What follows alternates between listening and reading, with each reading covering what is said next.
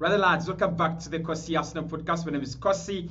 The inconsistent joke is back. I'm definitely back on a live stream 2 days back to back. That is nice. I mean, you've got to give me some credit for now. I mean, 48 hours we've been live.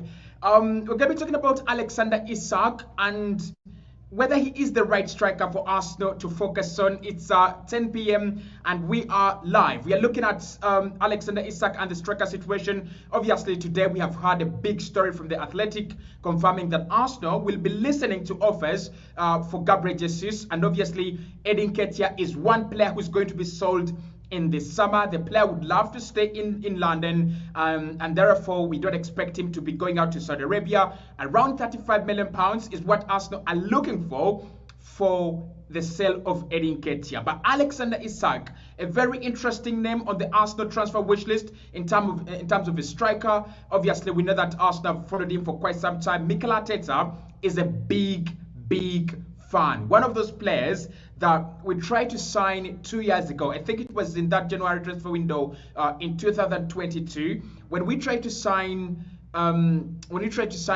Vlahovic. During that time, we also tried to sign Alexander ISAK from Real Sociedad, but the deal didn't go through. Obviously, for obvious reasons. The player still wanted to be at Real Sociedad. Real Sociedad did want to sell. And then in the summer of 2023, I think the summer of 2022 actually, he moved to Newcastle for a reported £63 million.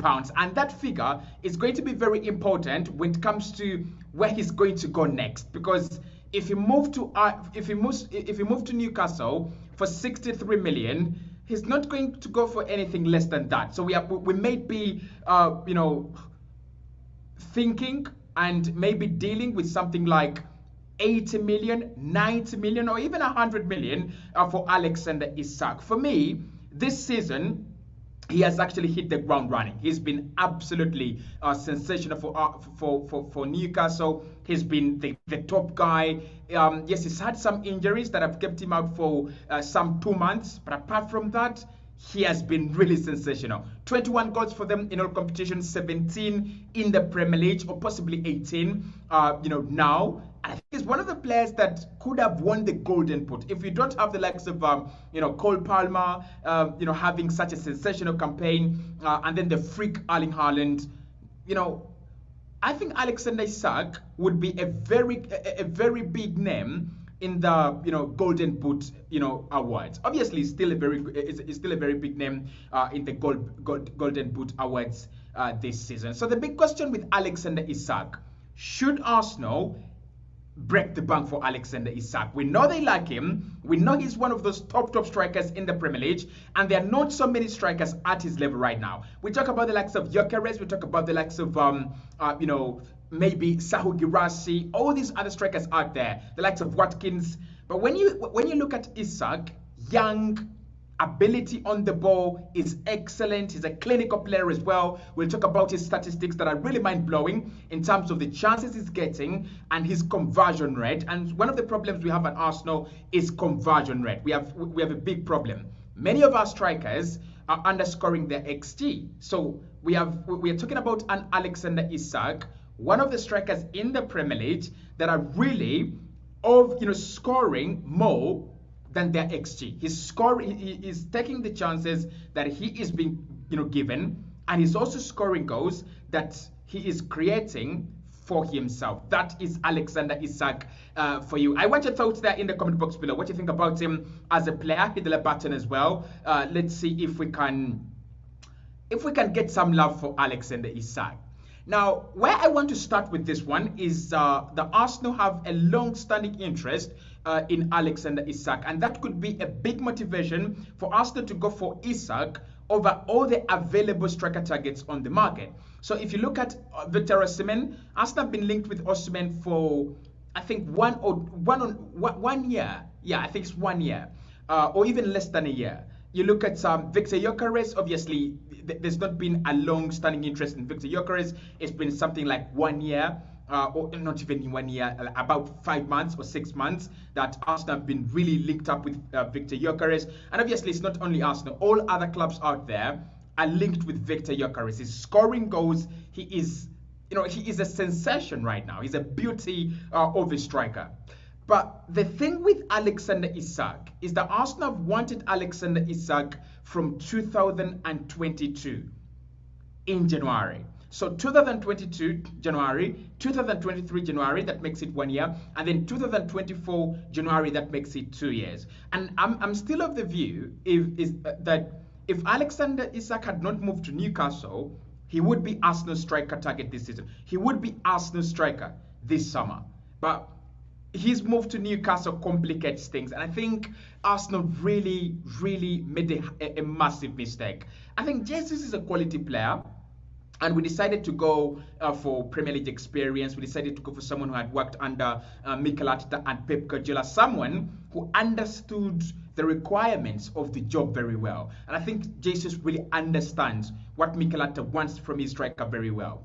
But when you talk about the right decision, did Arsenal make the right decision to go for Jesus over Alexander Isak in the summer of 2022? I don't think so. I think we should have signed Alexander Isak then. Then he was 60 million. He was 63 million. That was a very good price. I mean, imagine having Isak right now and adding his goals to our game, adding his goals to our campaign, what our campaign would look like. It would be very sensational. So for me, that is going to be a very key factor for Isak and Arsenal. The long-standing interest and the fact that we've followed him for quite some time, and he has continued his progress ever since the times at Real Sociedad. Ever since Arsenal said, we want to sign him. Ever since Mikel Arteta looked at him and he said, he is a good striker, I want to have him. He has continued his progress down the years. And I think at Newcastle right now, we're talking about a £100 million signing. But then the other thing that's going to really factor into Alexander Isak's move, if he's going to move to Arsenal anyway, it's going to be the fact that Arsenal are willing to sell Gabriel Jesus and Eddie Nketiah. Come on, you're not willing to sell two strikers in the squad just to bring in a cover-up, a second striker, kind of a backup to Kai Havertz. I don't think that is what's going to happen here. I think what's going to happen here is Arsenal now know if we want to if we want to sell Eddie Nketiah and if we want to sell Gabriel Jesus, we've got to go for quality. We've got to go for someone who can bring in extra quality. We've got to go for someone who is top. And Alexander Isak is top. Now, do I think that the signing of Isak can replace Jesus and Eddie Nketiah? I'm a little bit skeptical. But with Kai Havertz already occupying that position, right, that means that Arsenal will have two top-level forwards in that position. Alexander Isak, the 90 million guy, and Kai Havertz, who can double as a midfielder. Of course, most of us don't want to see him in midfield. But you can have, Kai Havertz, who can double as a midfielder and also as a forward as well. So if Arsenal can get through the sell process of Jesus and Eddie Nketiah, if we can also get through, the negotiation burden with Newcastle, who clearly don't want to sell at this point in time and are asking for in excess of £90 million, I think Alexander Isak stands a bigger chance, more than any other striker, to sign for Arsenal. Now, we're going to talk about Newcastle's financial distress, and maybe that could be a factor that I've seen by The Guardian, reported by The Guardian, that the club would love to be in a much better place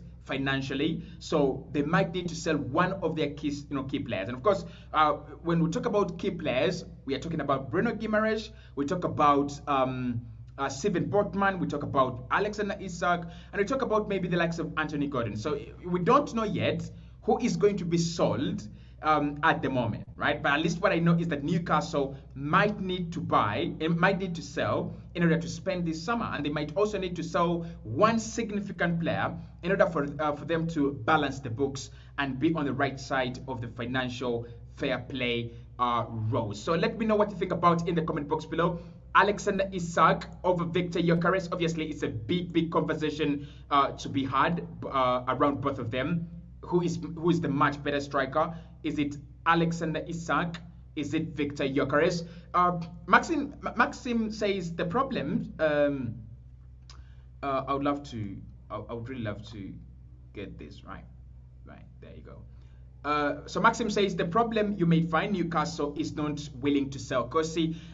I think with Newcastle, and it happens with all other clubs around the market.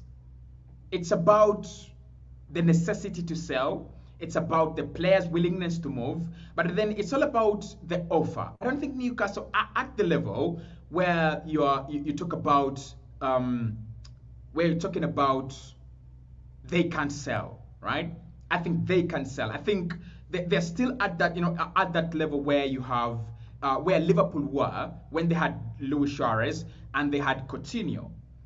Good players, you'd love to keep them, but if a significant offer comes in, like 100 million, and you need the money, you've got to sell. So I think we might be we might be looking at a situation where Newcastle don't want to sell, but the offer could force them to sell. That's what I think, right?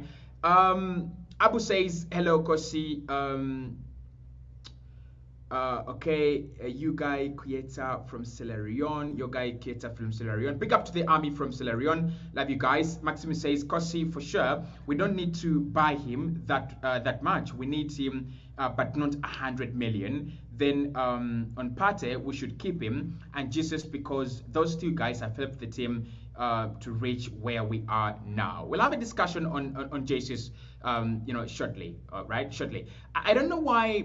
I don't know why we shouldn't spend 100 million on Alexander Isak, in your opinion. I still think he is that kind of player that would guarantee you return on investment at 100 million. If you invested 100 million on Alexander Isak, I still think he's the player that would actually guarantee you your return on investment. I'm not really sure if Arsenal will spend that much, but for me, 100 million on Alexander Isak, I would spend it. I would really, really spend it. Look, if Declan Rice is 105 million, Alexander Isak is 100 million. And I think that is one striker, one signing that Arsenal need. If you asked me one signing that Arsenal need, a striker, a 100 million pound striker, Alexander Isak. Because look at what is available on the market. Osimhen, 100 million. I mean, Osimhen and Isak, what's the difference? Isak is even Premier League proven at the moment. He spent 2 seasons in the Premier League. Victor Gyökeres, he's not done it on a big side, on a big stage. Come on, like we all talk about him, but if Gyökeres is going to go for 70 to 80 million, buying Gyökeres for 70 to 80 million is the same thing as spending 100 million on Alexander Isak, because you have the Premier League tax now. Right? He's played 2 seasons at the top in the Premier League. He's played in the UEFA Champions League, and he's played for 2 clubs that you'd say are playing in top-level leagues than Victor Gyökeres. So for me, 100 million, I would still go for Alexander Isak. I would still sign for Alexander Isak for 100 million. Paul says which one is which? I hear Gyökeres and then Isak. I don't think anything is concrete at the moment. Arsenal still, evaluating their options, which is actually a good thing. Hello, Cossy. In my opinion about Victor and Isak, I would rather go with Isak because of his capabilities. He can do better than Victor, and he's also adaptable with the Premier League, so he is the man we need. Big up to you, Omu guys, right in the comment box below. So it's listen, it's still open. It's still open who Arsenal go for, who Arsenal should sign. In my opinion, if there is a small window that you can get Alexander Isak and we can afford him and we are still in the right financial fair play rules, go and sign Alexander Isak. Now, let's talk about Alexander Isak's conditions and what are the conditions that Arsenal could explore this deal. Number one, Newcastle's financial position, because that is something that we've talked about even in January when we were talking about maybe Arsenal could look at Isak in the summer. The highlight has always been Newcastle's financial position in this deal. So in January, I want to quote one of their CEO, Darren Els, came out and said, "We have always tried to abide by FFP rules, and we are still trying to be compliant. However, at the stage where we are, you cannot rule out a big name sell. You cannot rule out a sell for one of our big name players. And he said Botman, maybe, Gimares, maybe, and Alexander Isak, and of course any other player. But most importantly, he talked about Newcastle preferring to sell a homegrown player. Because with homegrown players, for example, who can we say as a homegrown player at Newcastle? Not really sure. They don't have a lot of talent that is really homegrown. You look at their squad, around their squad, most of their players have actually been, outsourced from, somewhere. Javi Barnes, Anthony Gordon, and all those kind of players. But you take an example of a player like Eddie Nketiah, right? Or Emil Smith-Rowe. If Arsenal were to sell Emil Smith-Rowe, they would record an Emil Smith-Rowe sell as 100% profit, right? And they would write onto their financial books as a 100% profit. So Newcastle would prefer to sell a homegrown player. Basically, a homegrown player is a player that has maybe come through your academy or something like that. Someone who has come through the academy, mostly academy players. So that's what they're looking at. That if they can sell one homegrown player or one superstar, they'll be able to raise the amount of money they want to bolster the squad. They'll be able to raise the amount of money they want to take this this project forward. And when you listen to the conversations around Newcastle when it comes to ISAK and Gimares, obviously I don't think they'll sell both of them. They're going to sell one of them. It's either ISAK or Bruno Gimares. And for me, I think it will be Bruno Gimares. I just have that feeling that not really Gimares, it will be Isak to go and Gimares to stay. Because when you look at the conversations around Newcastle between these two onto these two players, it kind of feels like they want to build around Gimares. They kind of feel like Gimares is the player they want to build the project around. So you look at Gimares, and then the introduction of Sandro Tonali last summer, it's evident who they want to keep. It's evident who is the player they want to build around. Obviously, it's unfortunate for Newcastle that they can't spend the huge billions they have from the Saudi Arabian ownership. But I'm betting, right, and I'm thinking Isak will be the player that leaves Newcastle if they have to sell one big player. Isak will be the one that leaves, and Gimares will be the one that stays, right? I know there's a lot of talk of a release clause in Bruno Gimares' contract, but unless it's a PSG, I don't see Arsenal, pay over 90 million for Bruno Gimares. I don't see that happen. I don't see many clubs come out to pay 100 million or 90 million for Bruno Gimares. So, but on the other side, with Alexander Isak, I think clubs will be willing to meet the 90 million valuation or even the 100 million valuation for Isak. So I think it's going to be Isak who moves, right? And Newcastle are open to a sell provided a club comes in with the money they want. And I think it's now on to Arsenal. It will be onto Arsenal's shoulders. Do we want to spend 100 million on Alexander Isak? Can we spend 100 million, right, on Alexander Isak? We're hearing rumors that maybe the club is rethinking signing a big striker because of Kai Havertz's role in the team as a centre forward. And for me, that is Mikel Arteta trying to protect Kai Havertz. But I still think a top level number 9 is as necessary for Arsenal as any other player in any other position.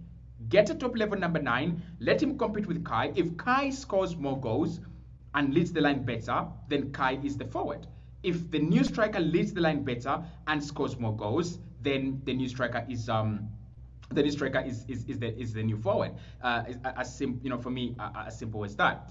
Now the player's position, Isak would love to stay at Newcastle, and he doesn't have a problem with staying at Newcastle. But reports also indicate that he is ready to make that big jump. He's ready to make that next move in his career. I'm not really sure. I mean, he has been compared to Thierry Henry. So you can let me know in the comment box below whether you think Alexander Isak is, you see Thierry Henry in Alexander Isak. I mean, do I see Thierry Henry in Alexander Isak? His ability on the ball is tremendously good. His dribbling skills are tremendously good, and he's adding the goals now, right? And that was Thierry Henry, running, dribbling, carrying the ball and finishing. That was Thierry Henry, summarized. The talent for Alexander Isak, it's undoubted. Is he at the level of Thierry Henry? Let us wait to see him play at a very, very top level, right? So with Isak, he's ready to make that next move. He's ready to make the jump from a Newcastle to a team fighting for the title, to a team willing to play in the UEFA Champions League and willing to give him a chance to fight for silverware. And I think that's where Newcastle are going to have the problem. Yes, he would love to stay with them, and they would love to keep him. But are the two parties' ambitions aligned? I don't think Newcastle's ambitions at the moment are to win the league. Newcastle's ambitions at the moment, as said by their CEO, Darren Els, in January, they want to be a consistent top 4 team. They want to be a sustainable top 4 team, right? And he compared his project to the project at Tottenham. And he said Tottenham at the moment, they have around 400 million in turnover. And Newcastle at the moment, we have around 250 million in turnover. So when you listen to that, you know where Newcastle are. And it's going to take Newcastle 5 years or 6 years or 7 years for them to compete for their first league title. Forget last season. Last season was a season for clubs to overachieve. And if we didn't have Manchester City as a juggernaut, as everybody's police in the Premier League, Arsenal would be champions, and Newcastle would be would have qualified for the Champions League automatically, right? So last season was the season for overachieving. Liverpool were obviously underachieving. Man United were not that good. Chelsea were not that good. Tottenham Hotspur were not that good. So Arsenal rose up to the occasion. Newcastle rose up to the occasion and all that. But Newcastle, for them to compete at a top level, it's actually going to take some time. It will take some good time. And Alexander Isak knows, and of course, I think he's camp now. So is Alexander Isak going to wait for another 5 years? By that time, he will be 29, and the best years of his career, I don't know whether they'll be over, because strikers these days have this longevity thing. But I want to say that if you're Alexander Isak, at the moment, what you want to look at is, where can I win silverware? Where can I further my career? Where can I play Champions League every single season? I don't think Arsenal are going to drop out of the Champions League positions in the next 5 years. That's not happening. City will be there. Arsenal will be there. Man United will be there. I think they will come back. City, Liverpool, Arsenal, Man United. Those 4 clubs. And maybe Chelsea. So we might have 5 clubs competing for the UCL positions every single campaign for the next half a decade. I don't see Newcastle being close to that. I don't see Newcastle being, that team that competes. So if Alexander Isak wants to compete, then this is a massive opportunity for him as a player. For a club like Arsenal to come in for you, for a club like, maybe Liverpool, for a club like, I don't see him go to Tottenham. I mean, there's been talk that he might go to Tottenham. I don't see him go to Tottenham. I think it's going to be Arsenal, PSG, because PSG will lose Kylian Mbappe. Won't be surprised if Man United are in there, and maybe Chelsea, right? But Chelsea right now, they don't have Champions League, and their project is not promising.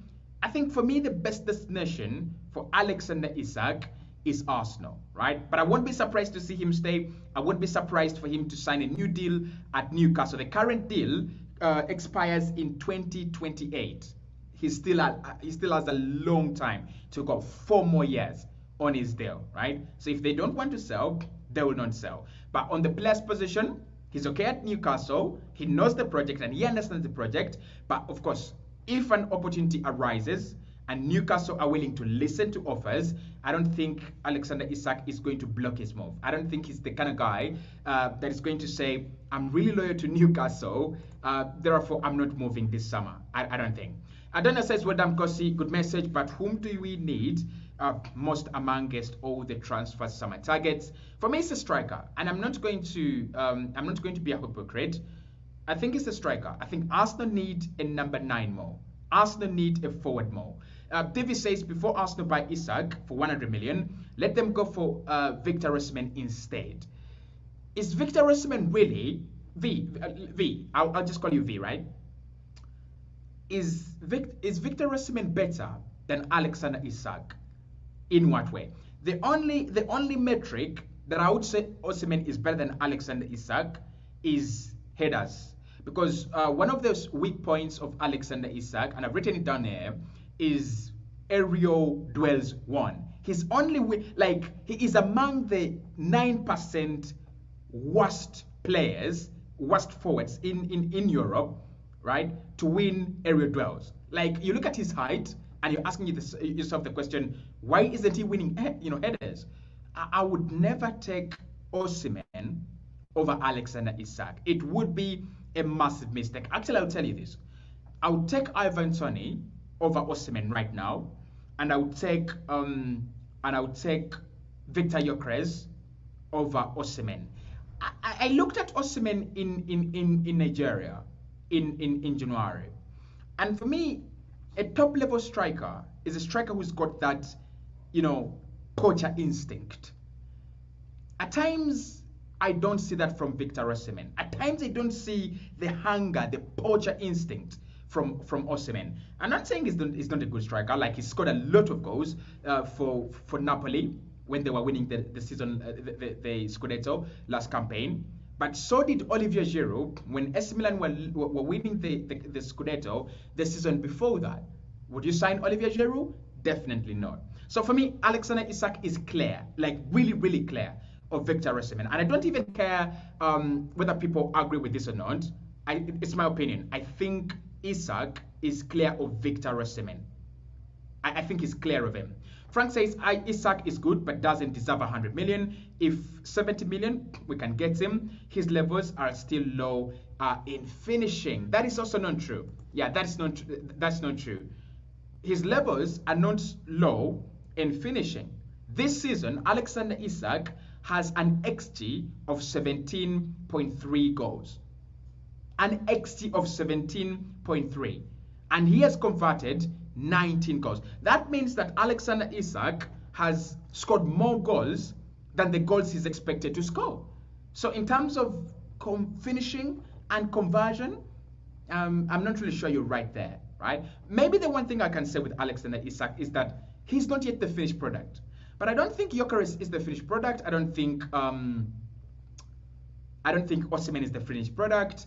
I don't think you have a finished product striker like Erling Haaland and Kylian Mbappe on the market right now. Benzema is gone, Robert Lewandowski is not available, Haaland is not available, and Mbappe is going to Real Madrid. So you don't have, and Ken of course is at Bayern. So you don't have another finished article. Not 100 million. I hear the concern. I hear your concerns about the 100 million. Maybe it's too much, right? It could be too much, and there's a valid point there. But 70 million, come on, they signed him for 63 million. So I don't think they're going to say, well, a 7 million profit, we are letting him go. They would want to make more than that. They would want to make a profit of at least 30 million. So I'm thinking it will be between 93 to 100 million for Alexander ISAK to move. And I think he is worth that, right? He is worth that. He's not Declan Rice in terms of being a finished product, but also Declan Rice had never played for such a big club like Arsenal, and he has come in and is fitting very well. And I'm one of those people who said, Declan Rice, 100 million, I don't think we should do the deal. I don't think that is a good deal. I wanted us to spend 70 to 80 million on Declan Rice. And I still think if the market is not crazy, Declan Rice is a 70 to 80 million pound midfielder. Alexander ISAK is a 70 to 80 million pound midfielder. Striker. You're right. But the market and the dynamics of the market, they have changed. They have completely changed. Now we are talking about strikers that are going for hundreds of millions. If you're to sign a quality striker for good goals, it's hundreds of millions. Midfielders, hundreds of millions. Look at Josko Kivadio, a defender, a centre back. Look at Harry Maguire, a centre back. It's 80s of millions. So Alexander Isak is worth 100 million. I would spend 100 million on him, right? I'm not 100% saying if you know he is a 100 million pound signing, but I think he's got the ability to fulfill that. Okay, let's see. Timson says, Cossy, please let me wash your feet. Okay. Zaid says we need a world-class striker. I don't know if you consider. I don't know if you consider. If you consider Isak as world-class. David says, Cossy, I understand your views, but at this point, Arsenal need a goal scorer, a number 9 who can score goals like Haaland. And I also understand your views. Yeah, and I also understand your views very well. And the question is, on the market right now, which striker is Erling Haaland, right? Which striker is Erling Haaland? Like, which striker is at the level of Erling Haaland? It is Ken, who is not moving, Haaland at Man City, who is not moving, Robert Lewandowski at Barcelona, who is not moving, and maybe Karim Benzema, who you could get, maybe, right? But if you're talking about Haaland levels, because Haaland was really tested. He comes from Salzburg, then he crosses over to Borussia Dortmund. He is really tested. By the time he goes to Man City, they know they have the finished product, right? With Isak, Gyökeres, Osimhen, they are not yet tested. They are not yet tested with fire. With Osimhen, I would love to see one more season of Victor Osimhen at the top. With Isak, I would love to see one more season of Alexander Isak at the top. With Victor Gyökeres, I would love to see 2 seasons of Gyökeres at the top. He could be a Darwin Núñez, right? He could be another Darwin Núñez, Victor Gyökeres. Alexander Isak could have one good season like Andy Carroll had for Newcastle, and then he disappears. So we are still not sure, and I hear you that we need that quality goal scorer. But are they there on the market? I don't think so. I don't think you have many on the market, and I think you've got to settle with what you have, and what you have and what is available on the market is Alexander Isak. Premier League proven, has scored 20 goals this campaign in all competitions, 17 for the team in the Premier League. That is the guy you go for, right? Technically adept. He's a very good dribbler, very good ball carrier, can press as well. You go with that guy, you mold him into the striker you want, and life moves on. Now, I have a problem with Alexander Isak, and that is injuries. It's not a problem actually, it's a concern, right? It's a concern because in terms of being clinical, right? If I compare him to Arsenal strikers right now, in terms of being clinical, he is a top lad, like really, really top lad. His statistics are amazing. Listen to this. This is from the FB website. You can check it out, right? This season he's played 26 games, Alexander Isak, 26 games in the Premier League alone, 26. He has played 1,942 minutes. He has scored 19 goals in 26 games. Guys, come on. The evidence is there. He's clinical. And the chances that he has got this season in those 26 games are 17.3 chances. And he has buried 19 chances of those.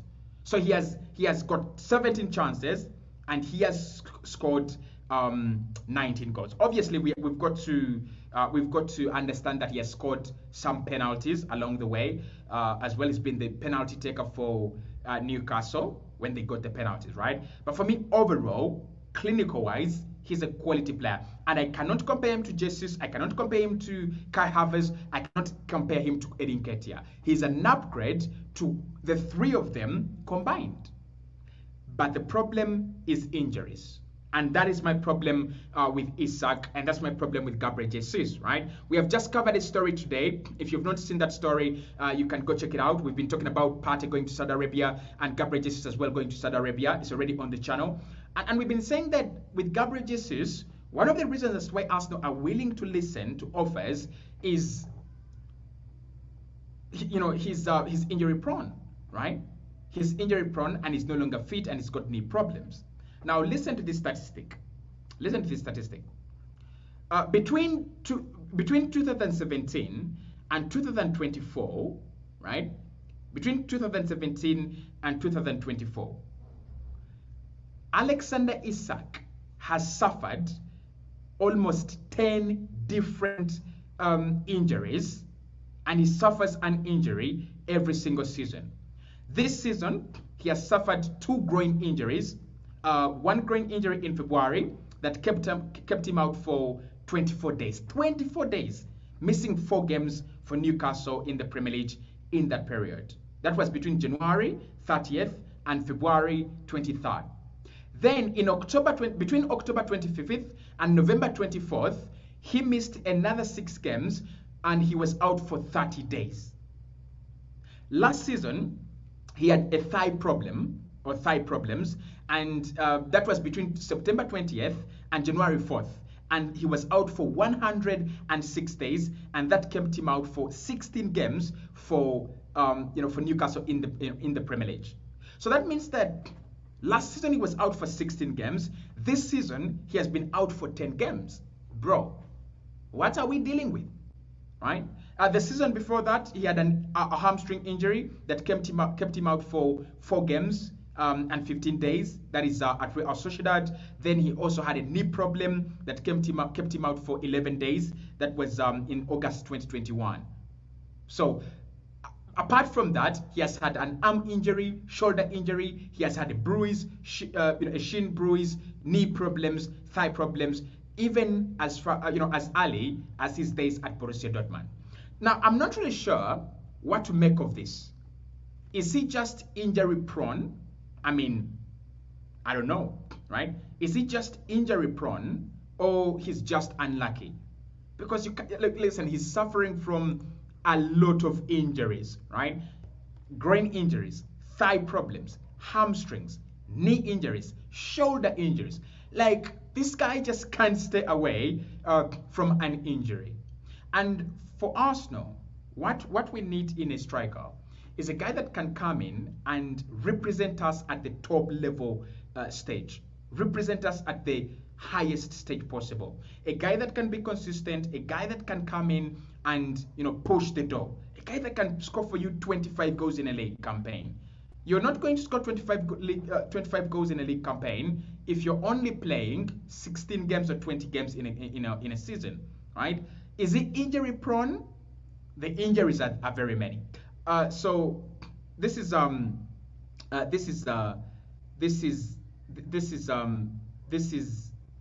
from between 2017 and 2024.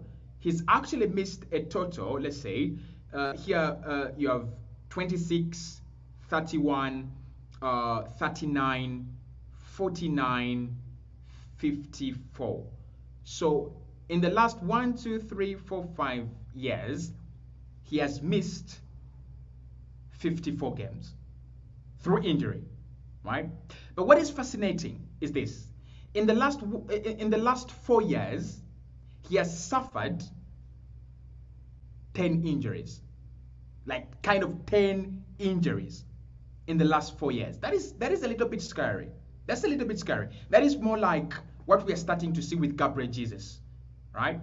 But the one thing that gives me a little bit of hope, one, he's still very young, and if he's given enough time and enough rehabilitation, he can overcome these injuries.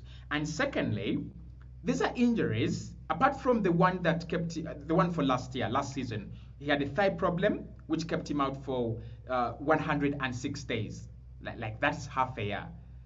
Apart from that, these injuries are not keeping him out for long days. Like you have 24 days, obviously that's a long time, but you have 24 days, 30 days. So he's out for 1 month, he's out for less than a month, and then he's back and he's playing football. So maybe his injury problems might be able to be dealt with. I think Arsenal can deal with them, especially if it comes to being rotated, because you have Kai Havertz there in the team already. If we can rotate him with Kai Havertz, maybe we can actually deal with these with these problems. Okay, Lawrence says I would have loved Arsenal to exploit the chances of bringing Watkins from Aston Villa. Okay, to messages says for sure we need a striker. Lawrence says is ISAK worth 100 million pounds? It depends on the way you look at it. Depends on the way you look at it. If you look at him as a striker that is still developing, right, and you're not sure what his future is, then he's not 100 million pounds. But if you look at him as a striker whose potential is really high, and a player who can fulfill his 100 million pound potential at Arsenal, then you go ahead and spend on him. Spend on him. Okay. Kandwani says Gyökeres or ISAK are all good for us, but we need to offload Nketiah, El Neni, Nelson, Suarez, and Vieira. Tomorrow, I'll put out a show of the players that are leaving Arsenal in this summer, because they are many. They are really, really many. There are many players out there where, who Arsenal will be willing to listen to offers if they come in. Okay. Cossy, is ISAK worth it? Davy says, Cossy, I understand your views. We've done that as well. Okay, so basically, you can keep your comments coming through in the comment box below. I'll be looking at them. Okay, so let's look at ISAK versus Gyökeres, right? Let's look at ISAK versus Gyökeres, because it's the conversation. And I wanted to throw in Ollie Watkins in there. But why I don't want to throw in Ollie Watkins is that Watkins is not for sale. And I'm not going to waste my time doing a whole live stream on Ollie Watkins, because I don't think Villa are selling Watkins. I don't think they will listen to any offers. I don't think Watkins is leaving Villa. He's just signed a new deal. He's at the campaign of his life. He's going to the Champions League next season. I think Watkins will stay at Villa. So let's compare the two. Let's talk about ISAK and Victor Gyökeres. Hit the like button if you've not yet for me. Now, in terms of their strengths, this is what ISAK brings to the table. Progressive carries. He's a very, very different animal to that. But also Victor Gyökeres is very good at progressive carries. So basically, progressive carries is when a player picks up the ball and drives it into the final third or even into the penalty area of the opponent. Gyökeres does that very well, and ISAK does that very well as well. Second is take-ons, and this is where ISAK is better than Gyökeres. Now, ISAK is one of the most lethal players, not even strikers, but players in the world in terms of take-ons. In the top 5 leagues, top 5 leagues in Europe, that is Bundesliga, Spanish Liga, French League, Premier League, and the Italian Serie A. Alexander ISAK is in the top 10% for players, when it comes to successful take-ons. So he's one of those players. Take-ons is basically when a player is maybe 1v1 with a player, or is driving directly at a player, and then you dribble past him, or you beat him, right? You take them on and then you beat them, right? Like what Saka does lots of the time. He will stand with you 1v1, and then he will beat you, right? He'll leave you beaten. We saw it with Ben Davies over the weekend. So when it comes to take-ons, Gyökeres is not that kind of guy. Right? He's not that kind of guy. He's not going to stand, he's not going to freeze time and then beat you and then run past you. So ISAK has got that advantage. And to a system, or a manager like Mikel Arteta, who appreciates different systems. You look at the way we played against Newcastle when we beat them, was it 4 or 5 at the Emirates Stadium? And then look at how we beat Tottenham last weekend. It's very different. It's very, very different. So for Mikel Arteta, he prefers different playing styles. He would, at some point in time, he would want to use the pace of Alexander ISAK, take on one defender, and then beat him. When they were beating Tottenham, Newcastle, 4-0, Alexander ISAK made Mickey van der Ven one of the worst defenders in the Premier League. On the flip side, Mickey van der Ven is one of the best defenders in the Premier League. right? So in terms of take-ons, he's a different animal. Progressive passes, he's standing as is also still in the top 10% when it comes to progressive passes. That is the mindset of a striker. When you get the ball, focus on the opposition's penalty area. Focus on the opposition half. Don't try to pass it backwards. So again, top 10%, and I think still Victor Gyökeres is still again a different animal when it comes to progressive passes. Passing accuracy, which is actually interesting, he's in the top 10% for accurate passes. That is Alexander Isak. Now, where Alexander Isak is really in real contention with Victor Gyökeres is non-penalty goals expected, and shot creating actions. So non-penalty goals basically means that when the number of goals a player scores without scoring from a penalty situation, as simple as that. And I think both of them are beasts. Gyökeres, I've looked at Gyökeres' goals, I think around 40 now, and he's not scoring from the penalty a lot. Yes, he does score penalties, but when he is in front of goal and it's not a penalty situation, you can back him to score. This season, that is what Alexander Isak has given to Newcastle. Give the ball to me in front of goal, I will fancy myself to put it into the back of the net. Non-penalty goals expected, that this comes from the fact that a player can position themselves very well, especially in terms of movement. So when you look at a player like Erling Haaland or Robert Lewandowski, they'll have a high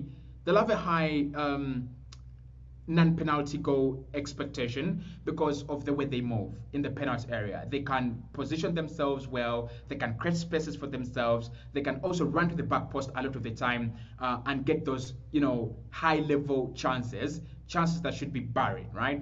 And again, Alexander Isak is still in the top 10%. So when I compare the two, in terms of what you want in the number 9, Gyökeres and Isak are up there, really up there. Their weaknesses, and the weaknesses I don't like about them, are actually very similar, right? Apart from assists. Gyökeres is a much better player in terms of involving other players and also creating for others as compared to Isak. And obviously, we've got to cut Isak some slack. He's playing in the Premier League. Gyökeres is playing in the Portuguese Liga. But Gyökeres has assisted 16 times this campaign on top of scoring 40 goals. So in terms of assisting and facilitating other players, I think Gyökeres is a much better player. And of course, this is a very key quality for Mikel Arteta as we look out for a striker. Why? One, think about Gyökeres scoring 20 goals, but also assisting 10 goals for Saka and assisting 5 for Gabriel Martinelli. That means that he's got the ability to make us have a Mane, Firmino, Salah front line, where you have Gyökeres as your main goal scorer, but then Martinelli and Saka chipping in with a few goals, courtesy of their striker and where he plays. The one weakness that they share that I don't like, right, is aerial duels. One, like Gyökeres is very poor in the air, like really poor, and also Isak is very poor in the air as well. So that is one thing I don't like. I don't like about both of them. I just don't, honestly. I really just don't. It just makes me feel like they've got to do better. I don't know. I mean, I want my striker to be very good in the air. And when you look at both of them, I don't know whether it is the education and the coaching, but both of them are tall players. Both of them are really significantly tall players, but they don't have that impact in the air.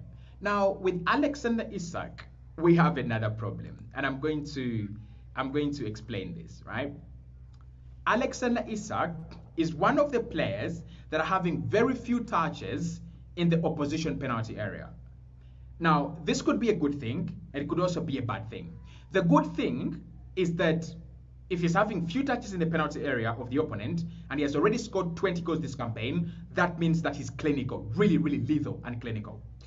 Secondly, if he's having few touches in the penalty area of the opponent, it means that he's got the ability to create chances for Saka and Martinelli to run past him and occupy those goal-scoring positions. This is the sad reality about ISAK and his penalty area touches. These are the players he's compared to. Nicholas Jackson, and this is from FBref, Wissam Ben Yedder, Maximilian Bayer, Jonathan David, Neil Mope, Angel Correa, right? My problem with this, right? My problem with this, of course, and Alexander Lacazette. My problem with this is that we are looking for an Erling Haaland, but Nicholas Jackson, right? ISAK is linked to Nicholas Jackson. He's being compared to Nicholas Jackson in terms of the way he plays. I'm not contented there. I'm really not contented, right? I'm really not contented. But in terms of his other attributes to the game, he's been compared to Justin Kluivert, who's having a very good season at Bournemouth. He's been compared to Marcus Rashford. He's been compared to Joao Felix, again for me, who's having such a good season at FC Barcelona. So it shows you that he's not an out-and-out number 9, but he is a hybrid of a number 9 and just a forward, like Paulo Dybala was at Juventus. You couldn't call Paulo Dybala your number 9, but you could call him your forward, and he would score for you as many goals as you needed. Hamed says, to me, Gyökeres is better than ISAK because ISAK is injury prone. We don't know much about Victor Gyökeres, and we have not seen him much at the top level. That is the truth. So the statistics for Alexander ISAK, injury-wise, stand for themselves, and I'm also concerned, right? I'm really concerned. Actually, if I could show you my computer, one of the things I searched for when it came to Alexander ISAK was his injury record. I'm afraid, I'm terrified of his injury record. But this guy, when he's on the pitch, he does the business. Last season, 22 games, 10 goals. This season, 26 games, 19 goals, right?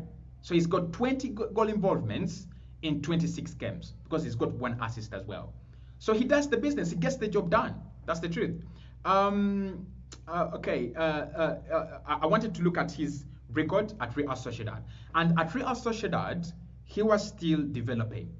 But then he had that 2020-2021 campaign where he scored 17 goals in 34 games, right? And listen to this. At Real Sociedad, he played 37 games in 2019-2020, 34 games in 2020-2021, and 32 games in 2021-2022.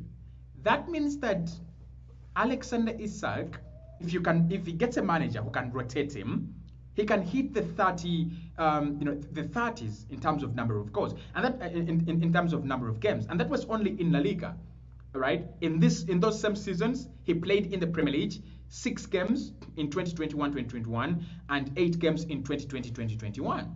So it means that yes, he's injury prone, but that doesn't. I don't think his injury prone level is a scare, and I also don't think that his injury prone level makes him worse than Gyökeres, because Gyökeres is a one-season wonder for now, right? For now, if Gyökeres goes out there and he signs for a Juventus, or he signs for an Arsenal, or he signs for a Man City, and he scores 15 goals and then 20 goals or 25 goals in 2 seasons, I would say I was wrong. You're not just a one-season wonder. You're actually a quality player, and I think he is a quality player, honestly. But I wouldn't say he's much better than ISAK because ISAK is injury prone. It would be unfair for Alexander ISAK. It would be unfair to Alexander ISAK. Okay. JK says we can't pay 100 million for ISAK, whom they got at 70. Better get Gyökeres. It's business, bro. It's business. Football is a results business, and football is business, right? If they paid 70 million and they have improved him. They have given him Premier League experience. He still has a long-term contract until 2028, and you like him and you think he can score the goals and he can do the job, then why not 100 million? Because listen, financially, Arsenal are in a position to spend more than Newcastle. It's the truth. We are in a position where we can spend more money than Newcastle. It's as simple as that. So if we have the money and he is the guy that can do the job, for me, go get him. It's as simple as that. Julius says, Cossy, thanks. I'm Julius from UG. At least let's go for but not ISAK. Who is the name that you're trying to say here, Julius? You tried to say let's go for, but you didn't say anyone. Hamed says to me Gyökeres is better. Okay. Pirate says I'd rather we go for Victor Boniface. We have a problem, guys. We have a problem. And the problem as Arsenal fans is at times we get, I would say, and I really, really face this as well. At times we get overexcited. Right? At times we get overexcited. Victor Boniface is a guy that has played one season in the Europa League for Bayer Leverkusen and the Bundesliga. And yes, his numbers are really life-changing. Like, his numbers are good. 11 goals in 20 games, right? And also 5 goals in 7 games in the Europa League. But it's one season.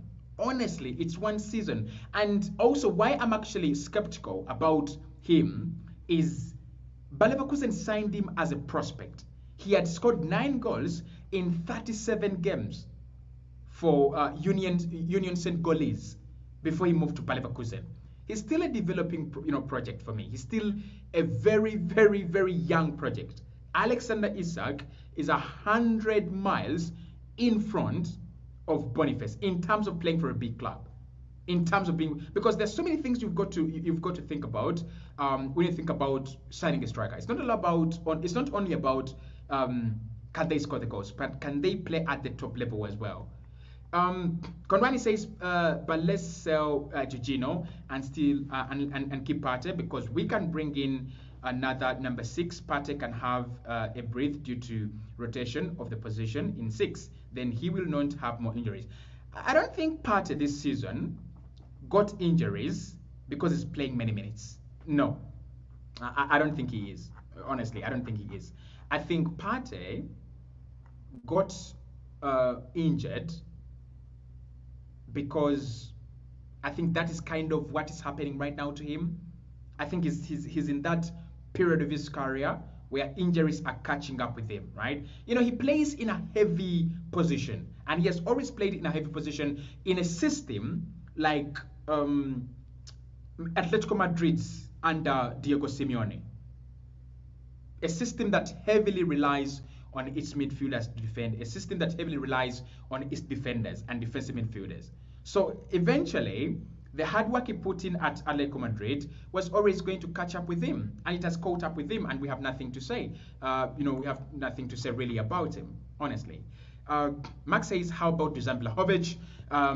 The rumor is a little bit quiet about Dusan Vlahovic, but as far as I know, again, he's one of the players that Arsenal really, really like. And in my opinion, I like Dusan Vlahovic very much, but I also like Serbian strikers. It's two-way.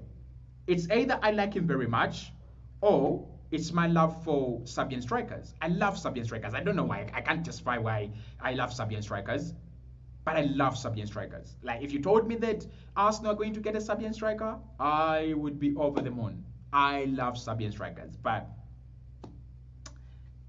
I like Vlahovic. I really, really do. Can he do it at the top level? Yes, he can. Has he done it at Juve? No, he has not. Should Arsenal buy him if a deal is between 50 million or less, and there is no deal whatsoever for Lautaro Martinez? Bring him. But if there is a deal for Lautaro Martinez, I want Lautaro Martinez over Dusan Vlahovic. I want Lautaro over Dusan Vlahovic. Honestly. Please make sure you hit the like button. Divi says Partey got injured because Arteta tired try to force him to play in the wrong position. That's according to DV. But Ben White was a centre back and he was forced into right back, and he's now playing very well. I kind of hear you, all right? I kind of hear you, but Really? Is that a reason to say? I'm not really sure. Right? I'm not really sure. Not really sure. Okay, guys, hit the like button. Thank you so much for watching the show. It's been really interesting. It's really interesting to me when I get to talk to you and share my opinions and share my thoughts as well, right? Yeah, with you guys. Now, I want to say this. These are the reasons why Arsenal should not sign Alexander Isak. And these are the reasons why I think it's kind of a gamble. One, 100 million on a guy that has suffered more than 10 injuries across his career, and these injuries are different. Thigh injuries, we are talking thigh injuries, we are talking, groin injuries, shoulders, arm, what. Yeah, I'm not convinced there. Okay, I'm not convinced about that. So, if Arsenal really can get another target, someone who is at the level of Alexander Isak or better, with a less injury, riddled, career, I would go for them. That is the guy I would go for. I'm just skeptical about the injury. So that is reason number one. Like, with Declan Rice, why Arsenal were quick to spend 100 million on Declan Rice. This is the reason. Declan Rice, with all honesty, is one of those guys that don't suffer injuries, right? And even with these other players that we've always talked about when it comes to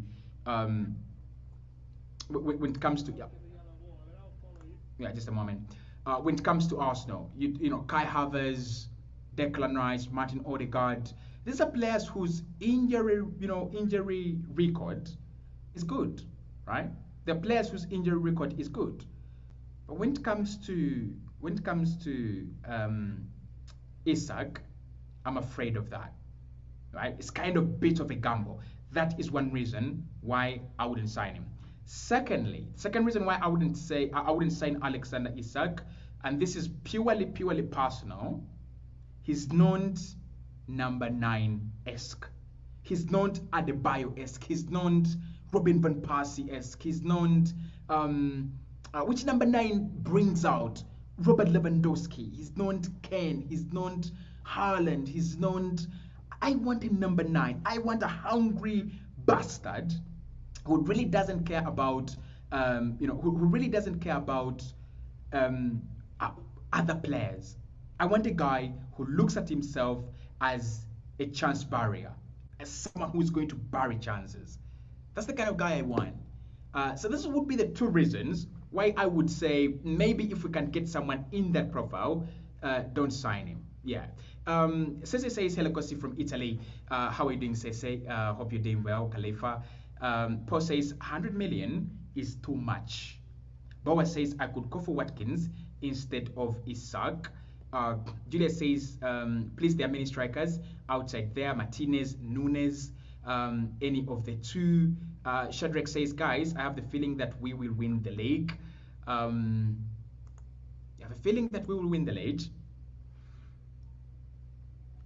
It's still a feeling. Manchester City are still that strong. The bad thing with competing with Man City. Just a moment. Let's talk about the title race for a moment. The tough thing with competing with Manchester City is that they're a juggernaut of a club that don't seem like they're going to drop points anytime soon, right? They're a juggernaut of a club like that can go 10 games unbeaten, 10 games only wins.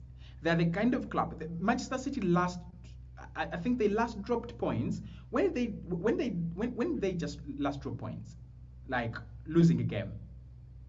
I'm not really sure. When did Man City last lose a game? Was it Aston Villa? Like we've got to go back as back as Aston Villa. Is that when they last lost a game? Potentially. So that's the problem with going against a club like City. Then they don't give you a lot of confidence. When if it was Liverpool, if it was any of the other teams, right? You could feel that they have stadiums where they go and they face it difficult, right? But even the Tottenham Hotspur Stadium, where you think Manchester City really find it difficult, it has changed. The manager there Ange Postecoglou, he's changed the way Tottenham play.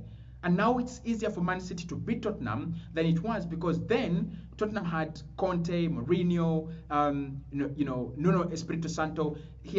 Tottenham had managers that could sit in shape and hold their breath and say, we are not letting you play. We are not letting you through. It is different. This Manchester City side is going to trash Spurs under Ange Postecoglou at their own ground. So I want Arsenal to win the league. And I don't think Arsenal don't deserve. We do deserve. We've done anything a team that deserves to win the league should be done. We are at 80 points, for Christ's sake. 80 points. We are on that record. We are on track of superseding our record last season, which was 84, 85 points. But it still looks bleak. And listen, I don't know. I don't know how Manchester City never get punished, and their case never gets heard or heard in courts of law, right? I don't understand how the Premier League can punish Everton, Nottingham Forest, they get points deduction, and for Man City, their cases will be heard soon. Honestly, they will be heard soon. So I want us to win the league, but it's not that easy, right? It's not that easy. And for me, if Arsenal are going to win the league, we're going to have to lead the Premier League table for a longer period of time, right? We're going to have to do it the way Liverpool did it. We are going to have to go to 100 points against Man City. We are going to have to be flawless, right? Games like Fulham, home and away this season, they might cost us the league. Games like Aston Villa, home and away, right? They might cost us the league. Imagine Man United have beaten Aston Villa home and away.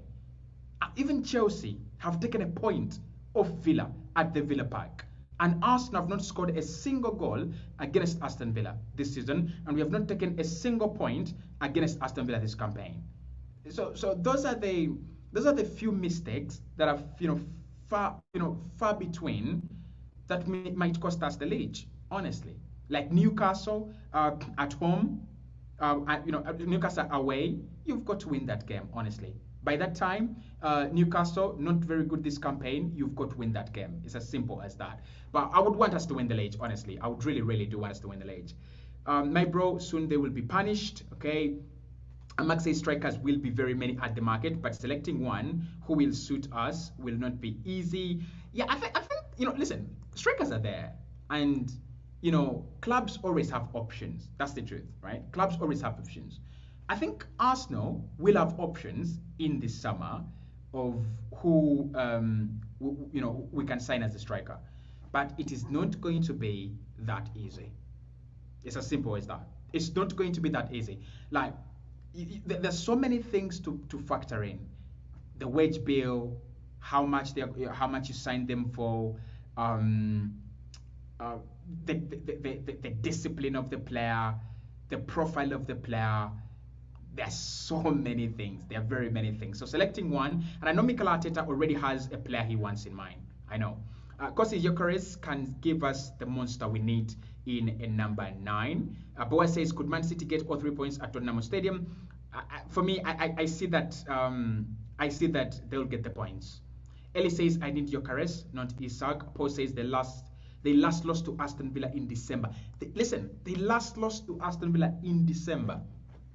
And during that time, Arsenal have lost to Aston Villa home and away, by the way, because they lost to Aston Villa in midweek, right? They lost to Aston Villa in midweek, and then we lost to Aston Villa over the weekend, right? So Aston Villa beat Arsenal home and beat Arsenal in 1 week, right? Yeah, in 1 week. So this is what I was saying. Arsenal need to clear those simple mistakes. Like Chelsea 2-2, clear that, right? Really, really clear that. Just get rid of it. As simple as that. Anyway, guys, it's been a very, very entertaining show. I've got to log off. Thank you so much for tuning in, and thank you so much for comments. Ellie says Arsenal need midfielders as well. And Paul says Vlahovic is one of the players that he would be happy to sign at Arsenal. I'll speak to you right tomorrow. Make sure you catch me live every day at 10 p.m. I sign off for now.